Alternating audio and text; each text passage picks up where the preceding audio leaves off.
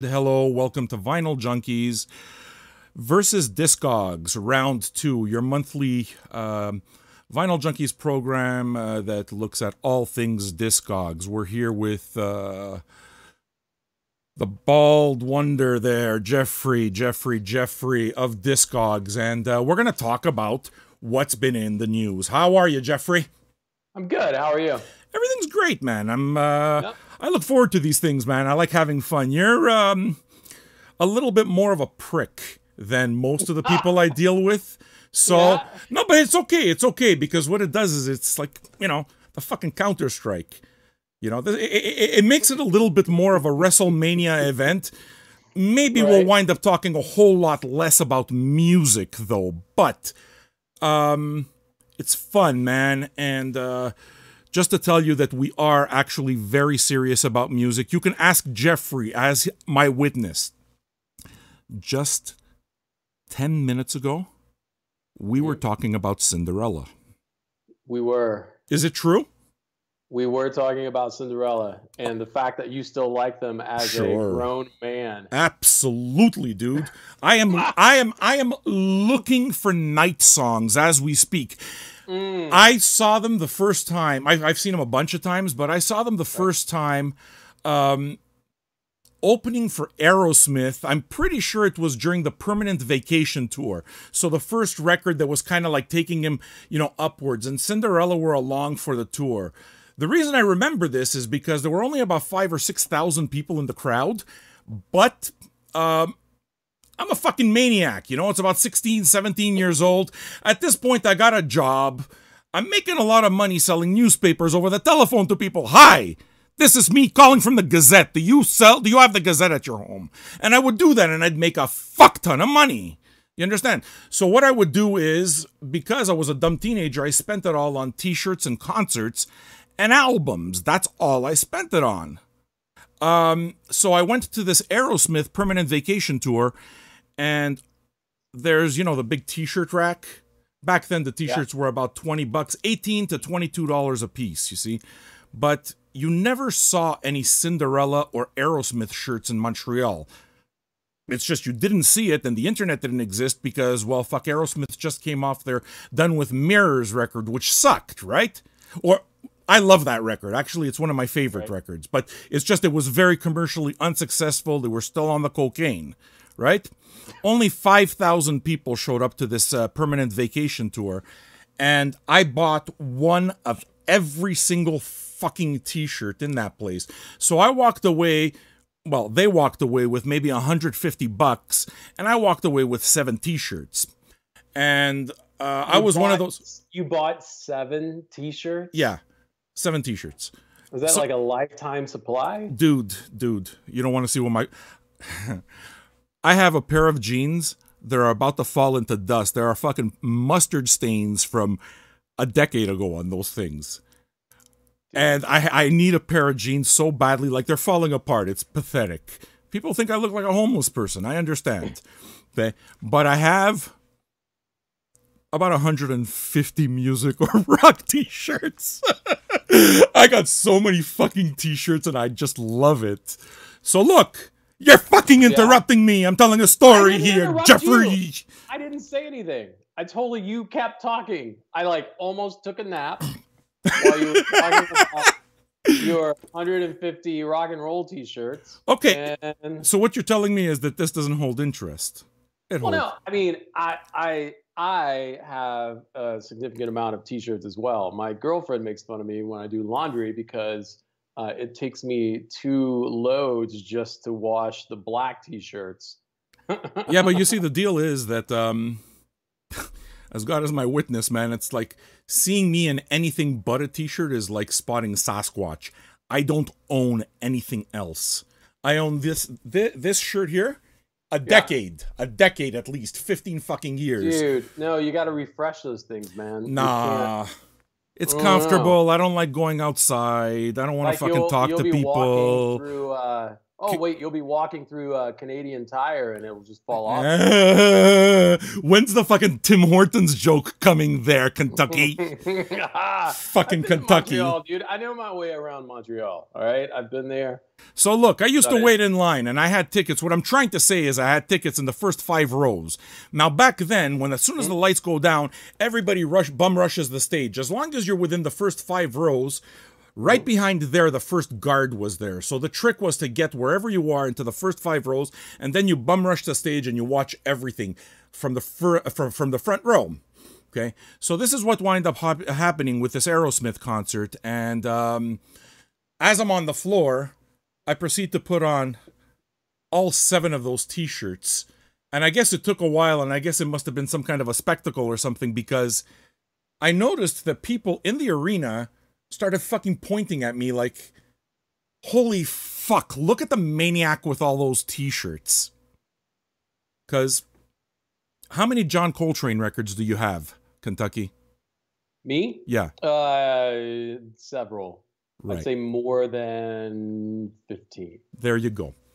Have you ever met a fan of John Coltrane that doesn't own 15 Coltrane records? We all do, man. Right. What does this have to do with Cinderella and you putting on 7 T-shirts? It has to do with the fact that I bought 7 T-shirts and I have very obsessive behaviors. Like I wouldn't buy 7 John Coltrane T-shirts. I would. Fuck yeah. Show me where. Now. I want not 6, dude. I want 7. I want one for Sunday too. You understand? Fair enough. Your priorities are all fucked up, Kentucky. Start hanging around with me. Thing is this. Hey. I don't own like this, so I have my Discogs T-shirt. Did you wash it since last month? I'm being a company man. Yeah. So yeah.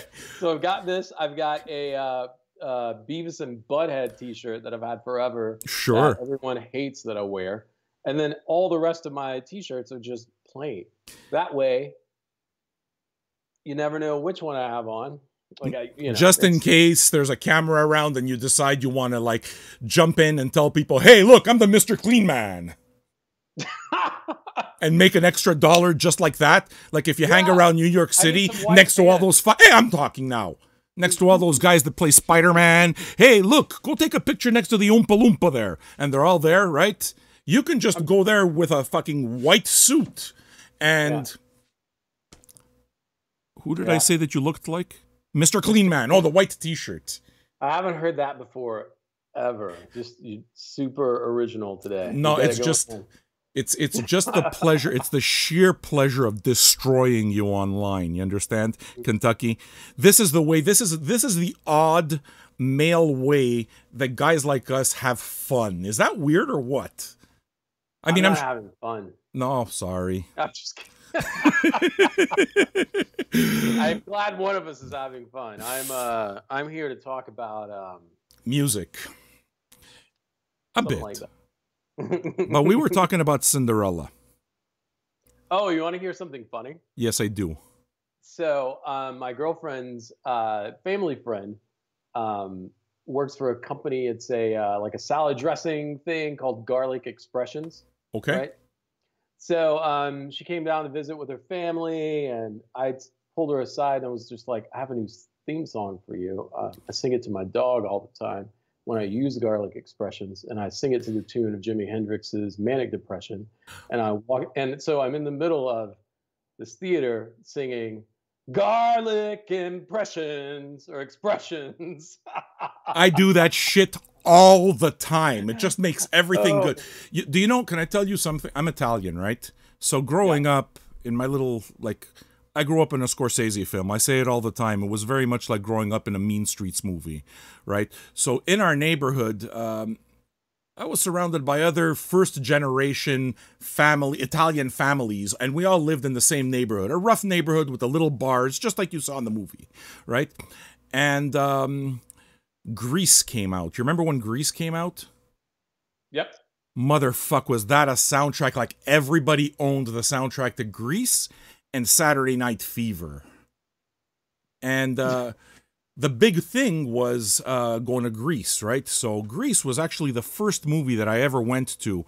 and my aunt took me there, and I didn't understand the words very much, so you know that song where it's like, which song is it? Summer Lovin'. Tell me more that she put up a fight. Tell me more. Right? You remember that? That just brings to mind that there's so many movies just wouldn't play well today, and that's one of them. Nah, it's good. It's great. But I used to sing because I was Italian and I ate it every day. I used to sing Capicoi, Capicoi, because I wasn't able to make out the words, right? So it was like, excuse me while I kiss this guy, but I was Italian. And I ate a lot of capicolo, and capicolo didn't fit properly. So in order for me to be able to enjoy singing the song, what I would say is, Capicoi, Capicoi. And somebody once pointed out, it's like, holy fuck, dude, are you singing Gabagool?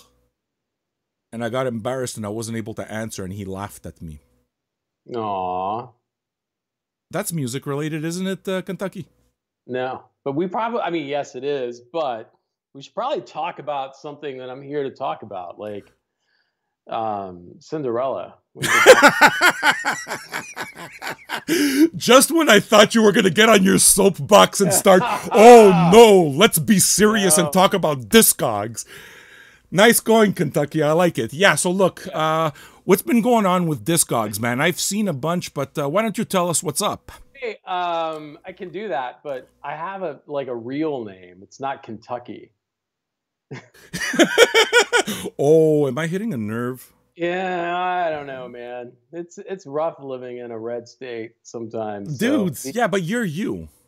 Yeah, and I am me. But you're you, and you're beautiful. I'm like Mr. Rogers. We're all special. Don't worry about it. You're fucking special. If it makes you feel better, you don't look like Mr. Clean. You look like an old dilapidated Peter Gabriel. Do you feel better now? You know what? No. Thank you for that. But someone once told me, speaking of Montreal, that I look like Celine Dion's husband. René Angelil. Yes, you do. Yes, you do. Oh man, that's my favorite one because I didn't know what that dude looked like. Oh, he's him, and fucking awful. Was thoroughly depressed after that. Yeah, no, but the thing is that you have personality, not looks or money, but you got personality, and personality goes a long way. Look at dogs. You've seen Pulp Fiction, right? They eat their own shit. Yeah. You know that whole thing, right? We don't have to go through it. So, did I tell you that we improved collection management on the site? Looking very forward to hearing about it. Yeah, man. What's the deal? Actually, I have a question about that. I was fiddling around on the computer, okay, and I use Discogs for the most part on my PC. I don't use your app very much. Was this change of categories or filters only for the app, or was it also for the PC? No, it's desktop related. Right? I see. So okay, thanks. Desktop, okay, right. So the app is in, depending on which service you have, is in different stages of development. I mean, you know, it's for me personally, I have iOS, and I do a lot of my. I'm putting in a lot of my records in my collection via the scanner there on the iOS app. It's much easier, to be honest with you. It's quicker. Plus, you know, when you're in the shop, you're buying something, it's so easy just to scan it while you're there, you know? You know, and look at prices and things like that. So I'm always like, when I'm scouring through like used bins, using the app to just kind of see, you know. You know the problem I'm having? Getting a good deal, to be honest with you. It's like super easy. I absolutely use the app, and for me, okay, if I have to use the app, it's for exactly like you said, you know, if I'm outside, all of us have bought the same record over and over again. So just the idea of being able to quickly access, you know, the collection and see, oh, okay, I own this Captain Beefheart record, or I don't own this Hawkwind record, or whatever your taste is, kind of thing. Right. To me, that's good. Can the barcode, can I tell you why I don't use it? I've been testing it out for like the last month and a half. Sure. It reads your bars. It reads the barcode immediately. Like it's the fastest thing I've ever seen. Right? Yeah, it's super quick. Yep. But what happens is sometimes there's several versions. Right. So if you want to do it accurately, there's a million different versions of let's say a Deutsche Grammophon record or whatever of Led Zeppelin 2. Sometimes that barcode represents a whole bunch of them, and there's like you're not able to work it out, right? You're not able to find exactly the one that you want. Right. Well, I mean, you can. You've just got to know a little bit about the record that you have. Like if you're just picking up a record out of a stack and scanning the barcode, you know, you should at least check out the catalog number. You know, even just kind of eyeballing like the country of origin. If you're in a decent shop or at a like a swap meet, something like that. Yeah. The person selling the records is probably going to tell you a little bit about it anyway, so you can make a pretty quick choice based off of that. So typically what I've seen is, you know, 3, 4, 5 versions might pop up of a record, but there's always that master release that pulls up typically near the top of that list. What I would do is just go into the master release and then check your catalog number, you know, the various variants that are on that at that point. And then, you know, if there's too many at that time, what I do is opt over to go to the desktop and just like dig into like the RunOut Grooves and you know, match up the numbers that are there. Because, you know, when you get into, like you were talking about Coltrane a few minutes ago, like when you get into like those Verve releases, they don't have barcodes. You know, you're going to have to get into Blue Note would be the perfect example, right? Because Blue Note went through the entire thing, so many label variations, so much different stuff in the RunOut. You know, they went from really nice sleeves to a completely different design during the 80s. That barcode is on several of those, right? So what I'm saying is it's good, let's say, when I'm going to the store, again, to reference, right? Because no matter which version you have, it's going to tell you if you actually own one of those versions. Where it is that I have a problem is that I'm on every day. I'm putting records in every day. What happens is, as I'm putting them in, I can't do it with the app because I'd have to go into each individual. Let's say there were 5 that come up with a barcode. I'd have to go to each individual one, and it's kind of clunkier on the phone. You follow what I'm saying? On the desktop. Yeah, no, I mean, that's your preference. I mean, that's the great thing about having variations, that, you know, you can either do it on desktop. I mean, there's some people that won't download the app and prefer to work on the desktop, and that's the way they've always done it. You know, we're creatures of habit that way. Yeah, well, for sure. Yeah. So, but, you know, I find it easier initially just to use the app, but, you know, I also don't have, you know, 15,000 records in my collection. Yeah. So, you know, what is it? There's a guy that works with us, Nick, who's on our MP team. And he and I are kind of the same kind of record collectors. I realize that, you know, we have records, we collect records, but, you know, am I going to obsess that I have the original pressing of, you know, whatever? It's like, you know, not necessarily. I want to hear the music. I don't necessarily.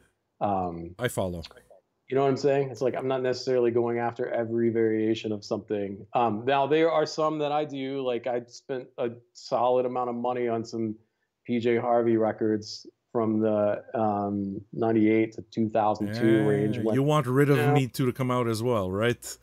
You know what's funny? I've been pushing. I know a couple of people that are involved in that camp, and I keep pushing them, and I don't know that that's ever going to happen. But of course, we also didn't think My Bloody Valentine's reissues were going to happen either. That's right.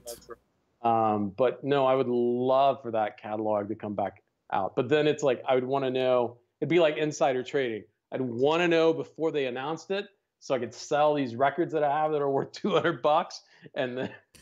Oh no, man! I don't play that at all. One thing that actually dawned on me, though, is that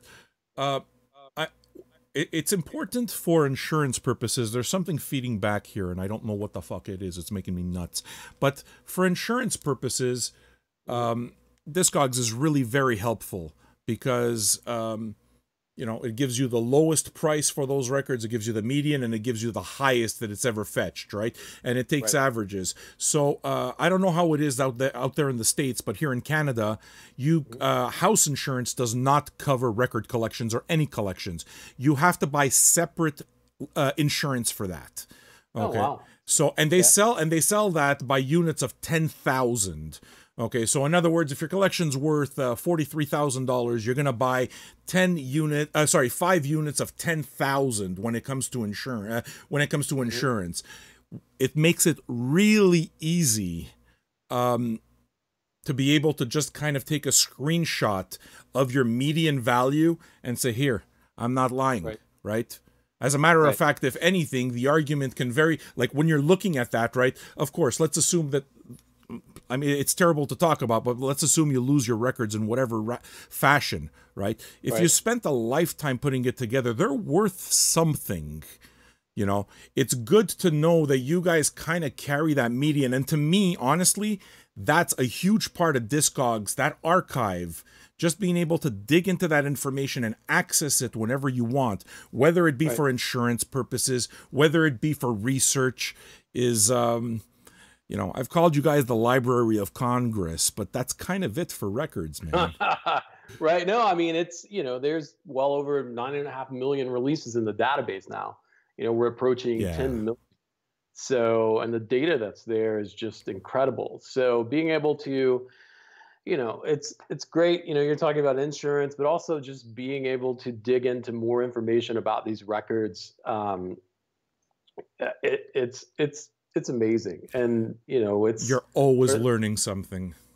Always learning something and always finding out something interesting. You know, we've got a incredible community of contributors that are just always in the data, updating and that would be me, making changes. That would be, you're one of those, and we're definitely thankful for that. Well, it's a tool, man. Man, it's amazing the amount of people that actually use the site for the data and aren't necessarily even, you know, worried about cataloging their collection or you know, even buying records within the marketplace. They're in there, well, look, digging deep into what, you know, the information that's all there. In my case, look, we're growing Vinyl Junkies into something much bigger, and it had the roots in Facebook, but we're growing into much bigger, and relationships like the relationship that we have with Discogs is a huge part of that, because we're all talking to the same audience, right? But what the fuck was I going to say? I just lost my train of thought. Back me up, dude. You know, sometimes you get overwhelmed by how beautiful I am, and I just, you know, you're staring into my eyes. Yes. I get it. I do the same thing. Fuck, I want to remember what I was going to say.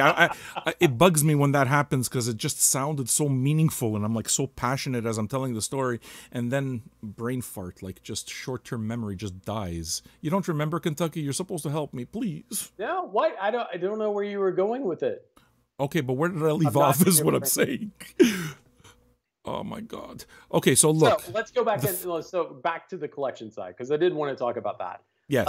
So we've upgraded how you can, the collection management tools on the site. We've upgraded that just this week. Okay. Much like the database now, within your own collection, you can sort by format, by genre, by style. Okay. You keep different folders. Like if you want to keep all of your post-rock records in a folder, if you want to keep all your jazz records in a folder. I do that. Keep all those things separate, right? Yeah, and so you can do that. And then, you know, you can filter within that collection. So and searching within your collection now is a possibility. You know, we've improved like the sort, the filter, just the overall search functionality of a collection as well. And then we've got this cool kind of cover art display that is unique to the site now as well, that wasn't there before. Yes. Sorry, can I tell you, I remember what I was trying to say. I'm glad that you're the most important person on this. No, dude, I'm trying. Listen. Go. We have stories. I tell stories. Don't make fun. I was bullied as a child. Don't be like that, Kentucky. Be nice. Oh, I didn't mean so look, what I'm saying is as I'm doing this, okay, this is a full-time job. I know that if John Peel were still around, right, and he'd be cataloging his records through Discogs. There's no doubt about it. And to me, when we're talking about vinyl or just music, the John Peel catalog just stands as this, something important enough for people to have cataloged the whole thing and placed online so that people can listen to it in perpetuity, right? Right.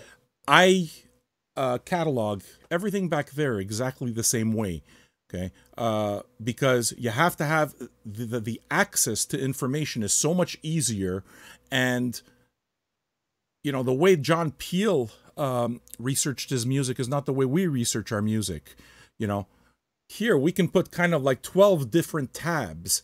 So it starts with Discogs, but suddenly you wind up at, some blog, or you'll wind up at Wikipedia. All this is to say that you guys are pretty much indispensable for anybody, I guess for nerds, but really anyone who's working in it, that's for sure. Man, it's not nerds. It's, anyone that's interested in keeping kind of tabs on their collection, be it, again, it's like, I don't have a massive collection. I've got, 500 or so records. Sure. It's valuable to me because of that. That's a good size collection. Well, thank you. It's building. But, to the people that have 50 or 100, it's like, it's still valuable, because, carrying it around, like, again, through the app, like on your phone, and when you're out buying new records, or it's amazing. It's just handy, man. Plus, it's like, I can't remember, like you were saying about buying a couple of different dupes. It's like, I've done that so many times. Yeah, but the deal is that I got a copy of Disintegration, Cure's Disintegration a couple of times. I guess there was a recent reissue, right? And I snagged it, and then I bought it like the very next day again. Dude, so a friend of mine, crack is a hell of a drug, dude. Dude, it is. I just blanked on buying it. Are you kidding? Like within a day? Within a day, I think I was excited because I love that record, and the copy I have is just beat up and scratchy, and so anyway, a friend of mine is getting a free copy because since I screwed up and ordered it twice, I felt bad about returning it. Yeah, man, paying it forward's always the best. Actually, it's an awesome record, and like I want someone else to have it. Yeah, of course, and they're gonna gift it to you, and to me, that's really the thing that binds us all. It's not the taste that you have or whatever, it's just we all have stories to the records. So it's like, we don't just give something for the sake of it. We're hoping that people will actually play it, and right. There's meaning behind that whole artifact. One thing that I actually want to point out, or actually give you kudos for, is as I was saying, we use Discogs a lot to research the shows. 2 weeks ago, we started doing a show with my co-host, Kim Skiles. Okay, so the Saturday show now is 2 of us, and it's done extremely well. Okay, but as we're putting our work together on kind of like, everybody, right? You got a workflow sheet, and you put together all the articles and stuff, right? Discogs is one of the pages that is absolutely go-to now, and that wasn't the case last year, right? So when you're looking at that kind of thing, all right, you can go to the Rolling Stones, but for more vinyl specifically, you'll go to Vinyl Factory and so forth. You guys really did come into the game by stepping it up when it comes to the articles you've put out. Oh, thanks. That's awesome to hear. Oh yeah, man. Don't you have anything to add? A knock-knock joke? No, I mean, I thought there was more coming behind that. Like, you were going to talk about a certain article that you felt was like super cool. Okay, yeah, I did, but I wasn't sure. Sure. Look, I respect you, right? But look, yeah, I can do that. I'm not gonna go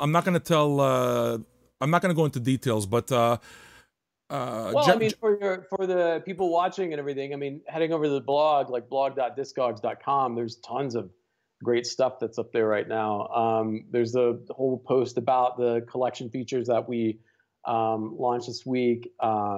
There's a cool thing that Steven did. It's the most expensive or record store day releases. Like the ones that cost a ton of money.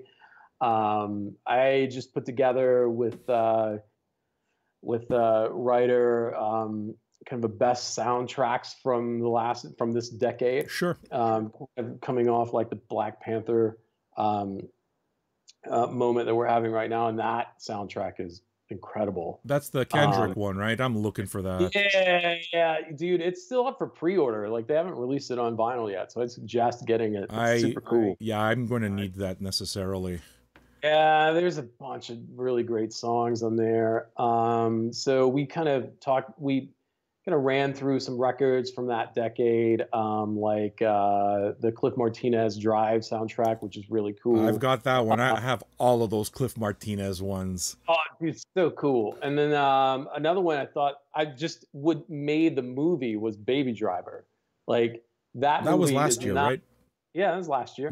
So this, the thing that we did covers like the decade, right? So up to from 2010 moving forward.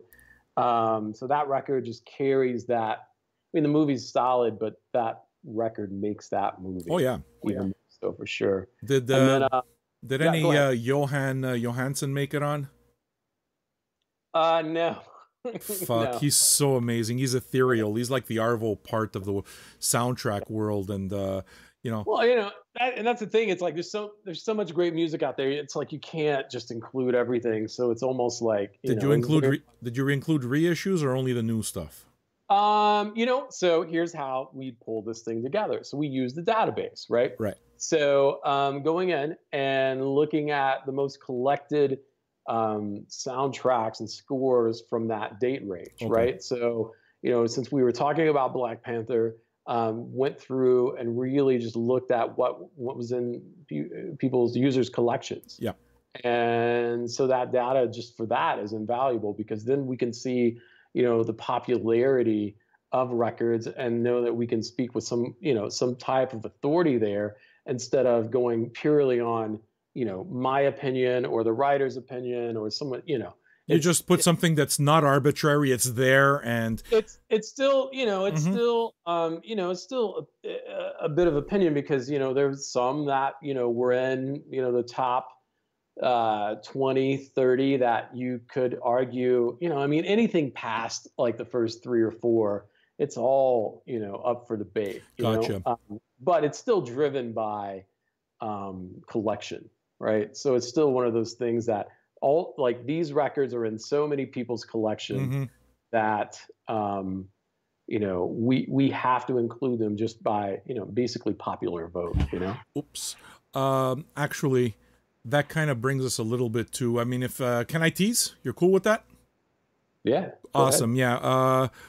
I wrote a little piece for Discogs that will be appearing, I guess, next week or something? When did you say that it'll be appearing? The week after. The week after, okay, yeah. What they did is they, and this happened, before I started telling him that I use Discogs as a source. It just kind of happened afterwards. Right. But I saw that, one thing I think that you're doing really well for the community is you're digging into your own numbers and you're creating original content. So basically you're creating content for us to nerd out on. And I really dig it. And like I said, it's just so much so that Kim and I use it as conversation starters for what happens this week in vinyl, Right. Right. So you reached me last Sunday and asked me if I wanted to do a piece on what my favorite record from 1968 was. Right. And and that's coming. We've got so you're contributing to that. Yeah. Carrie from Record Store Day. Oh, great. Jennifer, who's the author of Why Vinyl Matters, is contributing to that. You're I was going to say Blackwell, but Ben Swank from Third Man's giving the record there. Kevin from OK Player. Oh, nice. Yeah. Do you know Andrew over at Vinyl Me Please? He's doing one. And then Windstorfer? Yeah. Yeah, I read his stuff, sure. Yeah. So he's doing one. Who else? Gabriella from the Vinyl Factory, Natalie Weiner. I read them, sure. Who's a writer from Bleacher Report. Who I read them too, sure. Right. So she's submitting Sarah Grant over at Rolling Stone. So we got like this nice eclectic mix of people that are all writing and involved in music. Some way, but so they're picking you and others are picking their favorite record from that year. This is actually Oh, go ahead. This is actually where it is that I haven't figured it out yet, but I just saw, you see, again, what it is that you're doing is you're moving me to action. So let's say I'm talking as a consumer, right? By presenting this and telling me you want to do this piece on 1968, what it is that you did is you gave 3 examples of how we can search that. If you look for 1968 in Discogs, there was something like 28,000 records. So it's almost impossible to do all of that, right? But there were other filters that you gave. I forgot one of them, but there was one specific filter that you gave, which was the hot filter, I believe you called. And was that the records that are most on people's want lists? Is that it? Yeah, so that's something cool that not a lot of people use. At least it feels like to me, and not enough people use it. I'd use it all the time if I knew how, man. Yeah, well, no, you just you just pull that menu down, hit hot, and then it'll pull it up. But it's a combination of what's being entered into the database, what's being added to collections. So it's basically like a trending filter. And so we're starting to put together a list of like I'll send you a copy of it and post it in the comments actually I think I can do that after. I'll do that after I explain it. So what you can do is if you want to find out like what records are trending in Discogs as a whole, and you want to do that under vinyl, like there's the vinyl filter on the left side there in the navigation bar. So that just pulls up that format. Yeah. And then on the right side at the top of the menu or the top of the bar, there's that section that I think it's default. I can check real quick, is on a year. I can't remember if it's 0 to 9 or 9 to 0. But no, latest edition, sorry. So under that latest edition sort, you'll see the hot sort there. And that is more like a trending, like what's being added to collections. There's various data points that pull in for that. So basically, right now, if you sort that by vinyl format and that hot filter, what that pulls up is let's see, let me do it and I'll tell you super quick. Like My Bloody Valentine's Isn't Anything, like that second record that came in, that second, what was it, the test pressing, I think, that they sent in is being added a lot. Can I tell you how I used it? Sure. You're fucking rambling here, so I figure I'd throw you a dinghy. Yeah. So you're fucking rambling, and I'm just watching you sink, and it's like, as much as that's really pleasurable. I'm explaining. What are you explaining? Minutia. Well, when you get together with a lawyer, does the lawyer start explaining the law to you? No, you hire him for that. So no, too much detail. Short attention spans. Okay. Yeah. All right. Not all of us are smoking on a Friday afternoon. Cigarettes, medicinal. It's for my rheumatiz. You remember? How do you use it? What I found really cool is hot, right? So it's kind of like all the want list stuff. And it made the whole thing more manageable. It brought the 1968 entries from over 28,000 to, I believe, just above 13,000. And then there was another way, I forgot what you did, but there was another way that brought it down to under 2,000. So basically what you did was, it's like, listen, if you are, like, if you know, it's too much for you, you had this like under 2,000 list to choose from. That was one filter you used. Then you had the hot filter, which people who wanted to went and was at 13,000. And then there was all of 1968, which was 28,000. And 28,000 is like, fuck no, I can't, right? But, but I don't know if it's proud. Listen, I'm the type of guy who's proud with a silver medal. World of Warcraft grinding, that's not me, man. I did that once, never fucking again. Waste my life like that. So 28,000 just seemed too much, but 13,000, it's like, all right, the bar's a little lower, I'll admit. I took the slow bus to school. I went through all 13,000 of those things to pick for my records and made a point of taking notes of the records of 68 and then kind of like went on a face-off with Kim. Kim and I have been talking about this a lot because just what you asked, the premise that you asked these people to participate in got me interested that much, right? So my choice came out of those 13,000 that I looked at, and I came upon one, which I guess I'll leave you with the article, but there's an entire story behind it, and I'll tell it, I guess, when yeah, let's talk about that when people can see it, because you got a good one. Yeah, and there's a whole bunch around it too. Did you like it? Was it too long? Because I know you asked for 100 words. I think it was longish, right? Well, it's one of those things where I don't want to ask, because everyone just kind of volunteers their time and gives me their take on a record, and I don't want to go, well, write a short story about it. It's just too much sometimes. Yeah. But, I don't know. It was good. It was good.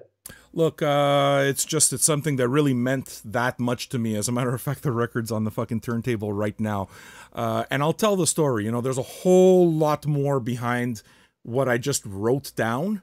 So I'll expand upon it only after the article, and I'll point people to the article and they can read it for themselves. I'm really curious to see what everybody else picked for 1968. But do you want to hear about my second pick? You know what's funny? What? No Beatles records. Well, no, because it's too obvious.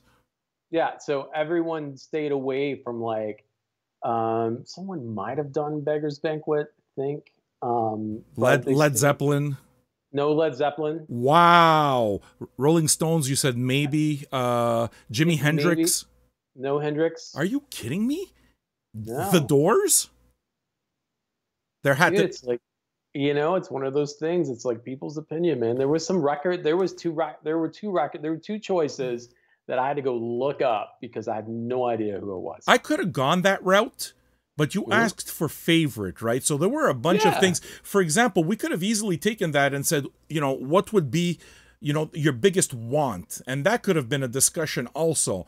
But when you're asking favorites, to me, it's just really a record that I can legit say I've played over and over and over and over again. It's part of my DNA. And as much as, the Mops record from Japan really looked interesting to me, and I'd love to talk about that because, the idea of a Japanese psychedelic band covering the Beatles is pretty cool. It would have been disingenuous for me to go that way, but can I go with number 2, which may have been a better pick, but... Did you participate in this as well, by the way, Jeffrey? No, I don't. I feel like adding my opinion into it, just no one wants to hear. No, I want to hear it, of course. Why not, man? We're nerding out. Maybe at some point. I don't know. We're having fun. But my number 2 pick, and it went really deep. Once I got into the 9,000s, then something else came, and it's like, no, it's just... It has to be this. And this is after passing guys like fucking all that great Miles Davis stuff, the Second Great Quintet and all the great Coltrane stuff, going through some heavy, heavy catalog. My number 2 choice was a pick that I found in this huge jazz collection that I had basically bought for nothing at one point, like 100 jazz records. And this guy was clearly a drummer because he had every jazz drummer in the catalog. Buddy Rich, of course, right? Buddy Rich was very, very popular for his drum battles. So there's a whole lot of records that were released a lot in the 60s where it's drum battles. So you'll have Krupa versus Buddy Rich versus Max Roach, etc., right? And actually, Buddy Rich was known for that. That's what he would tour on. And he actually even did a drum solo with Animal of the Muppet Show. So just to say, right, that big. There was one record that I never knew about because I always saw... I collect that drum battle stuff. So there was one record I never knew about, and it came in this huge collection of like 100 records. Dude, there was one record. I have a 78 of Moondog. And it's like, wow, but anyway, going through this collection, right, he had every drummer, Elvin Jones, Rashid, he had all of them, right? So I'm going through the Buddy Rich stuff, and there's an album, a nice really purple cover. He's doing a drum battle with an Indian guy called Alaraka, and the album is called it's Buddy Rich and Ala Raka. Rich Ala Raka is what it's called. The record is called Rich Ala Raka.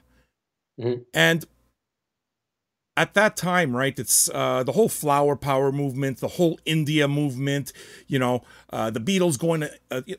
a lot of people were into the Eastern religions and looking into all of that stuff. So for Buddy Rich, who seemed to me like a very straight guy, to just go pick something that's very disparate, you know, and we're not even talking polyrhythms, because polyrhythms have been played in jazz forever, but this is like just Indian, right? Like, I mean, Miles was doing it, but you'd never expect Buddy Rich to do it. And this dude's fucking playing the tablas, and you see them bounce off each other, right? This guy's straight from, like, the Indian tradition, training, you know, one master training another, right? To Buddy Rich just fucking playing along like he's been doing it forever. And, you know, it's my favorite drum battle record ever fucking done. It's amazing. The record is Buddy Rich, Ala Raka, and it's like kind of purple and psychedelic. Maybe one of you guys can put up the picture. It's called Rich Ala Raka, 1968. That was number 2. You don't like that, do you? No, you should put it in the comments so I can dig it up and check it out. Great record if you can get your hands on it. Great. Yeah. And sounds super cool. So yeah, you know, if you see me just go off like that, it's... You know, this is work. You should put it on. You played stuff on the show before, No, right? I can't, dude. Just copyright stuff. It's not that I don't want to. I think the big part of the show that really frustrates me is I'd love to be able to play records for you, for example, right? Where we can play, but you can't, man. Copyright, so... Did you get in trouble? Didn't you used to sing? I remember seeing a show where you were singing some ridiculous song, like super loud. No, I don't think that's... I can sing. I think there must have been some kind of soundtrack. Oh, Wilf Carter. No, dude. Wilf Carter is not... What was the song that you were singing? What was the song? Why, I can play it for you. You can? This... Do not laugh at me, sir! Oh my God, Jeffrey. You know how much I love you right now, Jeffrey? I was watching it, and you played it so loud, and you sang it so loud that it scared the shit out of me. The dog starts barking. And the dog starts barking. All right. Windows are rattling, and it's just like it was too much. Yeah, I know. No, sorry. No, that's the record. Alas, I cannot find it, but Wilf. My heart belongs to Wilf and his yodeling Canadian prowess. Dude. That's awesome. Honestly, this is so much fucking fun, man. I'm already looking forward to the next one, and I'm looking forward to the article, too. Any other news you'd like to pass on to us? No, I mean, it's, the collection situation was a big deal for us because so many members of the community have been asking for that. And, it's cool to finally bring it around and bring it to the desktop. And can I make one request, actually? Yeah, sure. One request that would make my life way, way, way, way easier. Okay. Mm-hmm. The search bar should, the search bar should remember your searches. It's like, it's like I have 100 Frank Sinatra records, man. Yeah. You know what I'm saying? So it's like having to type Frank Sinatra each time. A lot of the times, especially, right? I can tell you, for example, from us here at the Vinyl Junkies Forum, what we do is we'll look up Discogs. Okay, and I use the top part of Discogs as the beginning of my post to kind of give it a little bit of, people know where to find it. Mm-hmm. Okay. Because I go into it a lot of times and I wind up going through a lot of different artists. For example, if I can listen to my Mingus records from 1, to 35, I don't want to have to type in Charles Mingus 35 times. Does that make sense? Yeah, no, it makes total sense. And I figure it can't be that complicated. Am I the only person who's ever asked for that? I am sure someone has asked for it. There's a lot of people asking for a lot of things, but no, I'll definitely bring that around to the team. Yeah, man, it'd be great. It'd be super helpful. I mean, other than that, you don't argue with the best. I know there's, other competitors out there, but you guys are it, man. You guys are it, and I'm proud to be working with you, Jeffrey. Well, thank you. So look, it's fun being on the show too, for sure. Great, man. Well, I'm glad you're having fun. I know I am. Where else am I going to talk about Cinderella? Hell. Dude, I didn't even go into that concert. I got stories. I got Cinderella stories. Okay. We promised that we'd give away a nice Discogs t-shirt. You're game with that, right? Yeah. Okay, so you're picking someone from the comments? I'm not going to pick anybody from the comments. What I'm going to do is tell you guys, this is the end of the show. Share the show. Tag a friend who likes vinyl or music. And, you know, there you go. You know, you'll see the link at the bottom for Discogs. Click on that if you want to learn more. And we're going to pick one of you, whether it be from the shares, whether it be from the comments, just, you know, what you guys have to say. We're going to pick one of you and you're going to get a t-shirt. And who knows, you might get yours before I get mine. Just saying. Did you not get a t-shirt? No. Do I need to send you a t-shirt? But you see how he turns things around? Does he need to send me a t-shirt? Looks like Shannon Fisher put that record in the comments. 150 t-shirts, dude. Seriously. You need 150. I already got 150 t-shirts in various stages of disrepair. Your t-shirt is 151. All I'm saying is, hey, bafangul if you don't want to send it. It's okay. We'll get you a t-shirt. You're the best, man. I love you. It's fun. Guys, go check out the link underneath, Discogs, and leave comments. We're going to leave this up for a while, and that's it. Cheers, dudes. Say goodbye, Jeffrey.